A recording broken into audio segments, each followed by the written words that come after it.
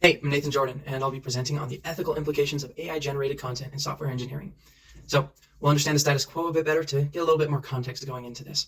So some of the problems that we're facing, first, is a lost control of our code bases, a failing understanding of our system architecture. We're not understanding what we're making and how what we're making is going together. This has been noted especially among newer developers who feel the need to keep up with their seniors, but don't have the experience and rely on AI too much.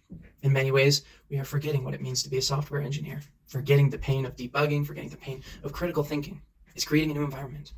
And this new environment does come with opportunities, with accelerated productivity and the ability to develop much quicker, and even more equitable access for opportunities. If you have an idea, you have a team of junior developers at your fingertips. ChatGPT, Gemini, Claude, all these developers or all these AI tools can work together for your good, giving you more opportunities. Some considerations we should make in regards to the ethics of what's going on is that question I posed earlier: what does it mean to be a software engineer? And how can we balance the benefits and risks of AI-generated content in our software? Well, let's look at the current impact. The scope of this problem is immense. GitHub State of the Octoverse in 2023 stated that 80% of enterprise teams use AI assistants. Let's look at the change that's going on. Developers are completing tasks much quicker. We're seeing drawbacks as well. There's decreased understanding of system architecture. And let's look at the adoption. 44% of developers use AI coding assistants every single day. This shows that we're in an exciting time. Things are changing, and we need to keep up. So I chose to interview Sean Roylance for a little bit more perspective on this problem. Sean was the founder and CEO of Rain Retail, which was recently sold to Quilt Software. Sean had some interesting insights to share. He noted that for complex tasks, what software engineers often need to do, AI just isn't good enough yet. But for some of the more day-to-day stuff, writing a function with a very specific output, AI agents can greatly increase productivity. It creates greenfield opportunities for new competitors. You can take on the big companies with just you, a few friends, and with AI tools to enhance your development.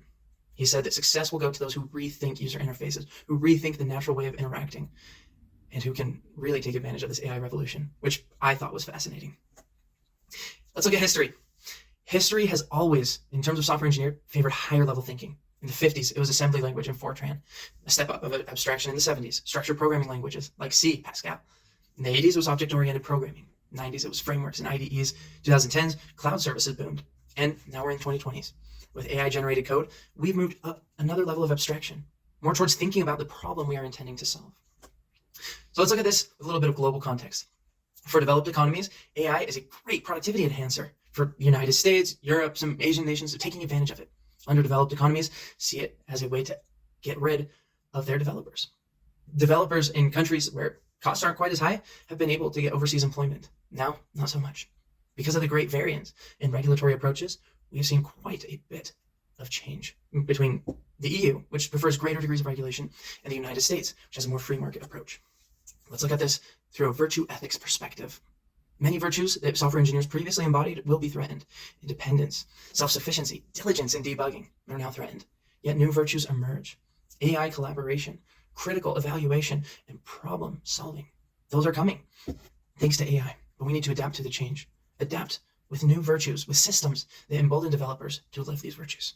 For example, we could foster a good relationship with AI, not of over-reliance, not of under-reliance, but of working together as a team, where the developer could explain the code before it's pushed to production. This would force cooperation between AI and humanity. Let's look at it through the common good framework. We have some benefits. Democratize development for diverse participants. So many people can get into development now that there's an assistant that can help them. We see reductions in common vulnerabilities. All of a sudden, that missing semicolon in your code isn't something to worry about. Your AI will catch it. Yes, the drawbacks are also very worth noting. We see homogenized coding practices and a concentration of power for these AI companies. That's something we ought to consider as well. In my personal experience, I participated in a hackathon just a few months ago. My team decided that we would make an app to help connect pickleball players with members of the community. It was fun, it was cool, and I was only a developer with no experience of mobile app development. I started out relying too much on AI. And I got into a debugging nightmare. I didn't understand my code. So I started fresh with a teamwork-based approach. I worked with the AI. And with that, I was able to succeed. I got the app out in time for the hackathon, and I'm proud of what we made. Me and the AI agents working together.